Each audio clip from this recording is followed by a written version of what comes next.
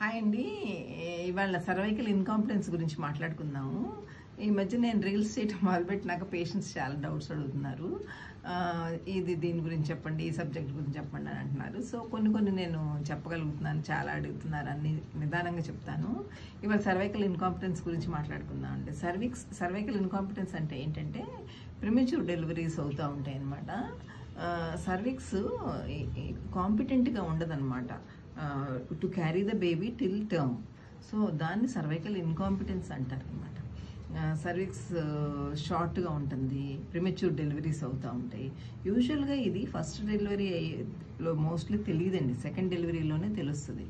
So cervical incompetence ఉంది అని first డెలివరీకి అనుకున్నాక నెక్స్ట్ డెలివరీలో వచ్చినాక ఎన్టీ స్కాన్ వరకు వెయిట్ చేస్తాం. ఎన్టీ స్కాన్ చేసి బేబీ అంత నార్మల్గా ఉంది, డబుల్ మార్కర్ ఇవన్నీ చేసిన తర్వాత ప్రొఫైలాక్ట్ ముందే వేయచ్చు, లేకపోతే ఇంకొంచెం షార్ట్ అని అవుతున్నప్పుడు కూడా వేయచ్చు. సో సర్వైకల్ ఇన్కాంపిటెన్స్ అని ఎప్పుడంటామంటే 2.5 సెంటీమీటర్స్ కంటే తక్కువ ఉంటే సర్వైకల్స్ లెంగ్త్, ఇదిగోండి చూపించేటు సర్వైకల్ లెంగ్త్ 3 to 4 సెంటీమీటర్స్ ఉంటుందండి. ఇదేమో ఇంటర్నల్ లాస్, ఇదేమో ఎక్స్టర్నల్ లాస్. ఈ ఇంటర్నల్ లాస్కి ఎక్స్టర్నల్ లాస్కి మధ్యలో 3 to 4 సెంటీమీటర్స్ ఉంటుంది.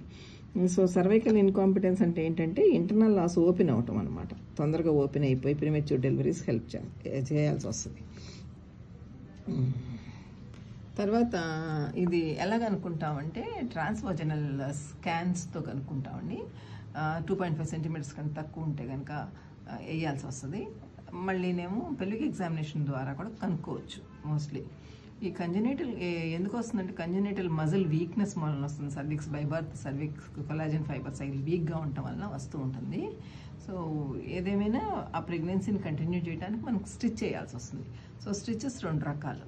ఒకటి మెక్డొనాల్డ్ సెన్సర్క్లాజీ త్రూ పెల్విస్ వేస్తామండి.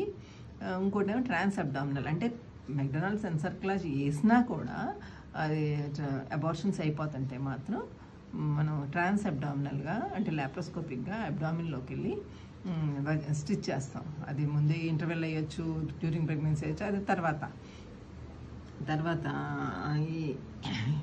ఈ సర్క్లాజ్ ఎలా వేస్తామంటే ఇప్పుడు సపోజ్ ఇట్లా ఉందనుకోండి, ఇది మామూలుగా 3 to 4 ఉంటుందని చెప్పా కదా. ఇది 2.5 సెంటీమీటర్స్కి అలా వచ్చిందనుకోండి, ఇక్కడ ఈ ఏరియాలో మనకి ఎక్కడ వీలవుతుందో అక్కడ స్టిచ్ చేస్తాం. ఒక్కొక్కసారి ఇదేమో ఎలెక్టివ్గా వేస్తే ఇలా వేస్తాం అనమాట. ఈ టైం ఇక్కడ సపోజ్ ఎమర్జెన్సీలో కూడా వేయాల్సి వస్తుంది. ఒక్కోసారి పేషెంట్ పెయిన్తో అట్లా వచ్చిందనుకోండి, ఈ ఇంటర్నల్ లాస్ ఓపెన్ అప్ అయిపోయి మెంబ్రెయిన్స్ ఇట్లా వజనాల్లోకి బల్జ్ అయినట్టు కనిపిస్తుంది. సో దాన్ని ఆ మెంబ్రెయిన్స్ని స్లోగా పైకి పుష్ చేసి ఎక్కడ వీలైతే అక్కడ మేము స్టిచ్ చేస్తాం అనమాట. ఎక్కడ కుదిరితే అక్కడ, మ్యాక్సిమం ఎక్కడ కుదిరితే అక్కడ వేస్తాము. కాదే ఎలెక్టివ్ వేసినంత ఇదిగా ఎమర్జెన్సీనికి మేము చెప్పలేమన్నమాట అది నిలబడుతుంది అనేది.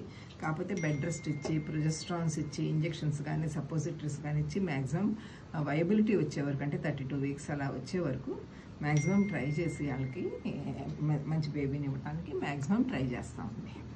సర్వైకల్ ఇన్కాంపిటెన్స్లో నార్మల్ అవుద్దా సిజేరియన్ అవుద్దా అంటే స్టిచ్ 9th month వచ్చినాక స్టిచ్ 10 daysకి అట్లా తీసేస్తాం.